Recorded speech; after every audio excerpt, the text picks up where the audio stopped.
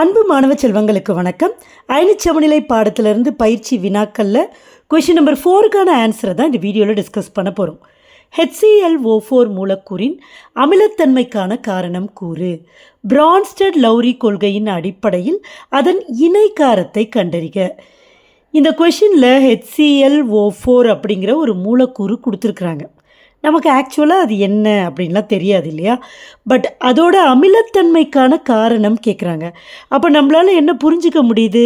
HClO4 அப்படிங்கிறது ஒரு அமிலம். லௌரி பிரான்ஸ்டட் கொள்கை அடிப்படையில் அப்படின்னு சொல்லிட்டாங்க. நமக்கு லௌரி பிரான்ஸ்டட் கொள்கை தெரியும். ஒரு அமிலம்னா அது புரோட்டானை கொடுக்கும், இழக்கும். அப்போ HClO4 ஒரு அமிலம்னா அவர் என்ன பண்ணுவார்? H+ கொடுப்பாரு. அப்போ H+ இது ப்ளஸ்னா மீதி இருக்கிறது அப்படியே மைனஸ். So plus ClO4 மைனஸ்னு எழுதிடுறேன். ஆக்சுவலாக இந்த அமிலத்துக்கு பெர்க்ளோரிக் அமிலம் அப்படின்னு பேர். பெர்க்ளோரிக் அமிலம்னு பேர். இங்கே உருவாகுதில்ல அயனி, அதுக்கு பெர்க்ளோரேட் அயனின்னு பேர். பெர்க்ளோரேட் அயனி.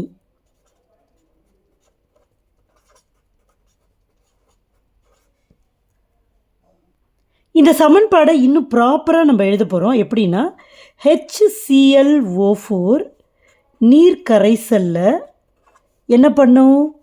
ClO4 H+ஆகவும் ClO4 மைனஸ் அயனியாகவும் பிரியும். இந்த H+ இந்த H2O கூட சேர்ந்து H3O ப்ளஸ் ஆகிடும். ப்ளஸ் இது ClO4 மைனஸ் அயனியாக இருக்கும். அமிலத்தன்மைக்கான காரணம் கூறுன்னு கேட்குறாங்க. ஏன் இது அமிலமாக செயல்படுதுன்னா, இது H+ அயனிகளை புரோட்டானை அது கொடுக்குது, இழக்குது, தருது. அதனால் அது அமிலம். சரியா? ஸோ இங்கே நம்ம எழுதணும், லௌரி பிரான்ஸ்டட் கொள்கையின்படி HClO4 மூலக்கூறானது H+ அயனிகளை கொடுப்பதால் அது ஒரு அமிலம் ஆகும். சரியா? இந்த பெர்க்ளோரிக் அமிலம் தான் பார்த்திங்கன்னா ரொம்ப ஸ்ட்ராங்கான அமிலம். ஸ்ட்ராங்கான அமிலம்னா என்னது? எல்லா H+ஐயும் அப்படியே டக்குன்னு உடனே கொடுத்துருது. இப்போ ClO4 மைனஸ் அயனியாக ஆகிடுது. சரியா? இப்போ இது ரைட்டா வலிமை மிகு அமிலம். இது அமிலம். அப்போது இவருக்கிட்டேருந்து உருவானவர் யார்? H+ஐ விட்டுருங்க. H+ போயிட்டு ClO4 மைனஸ் அயனி உருவாயிருக்குல்ல.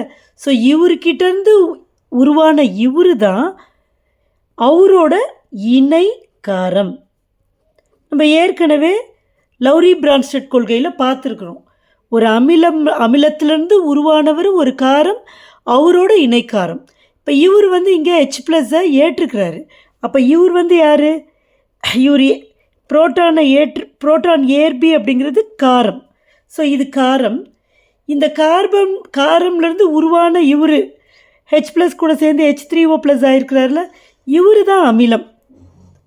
அப்போ காரத்திலேருந்து உருவானதுனால இவர் இணை அமிலம்.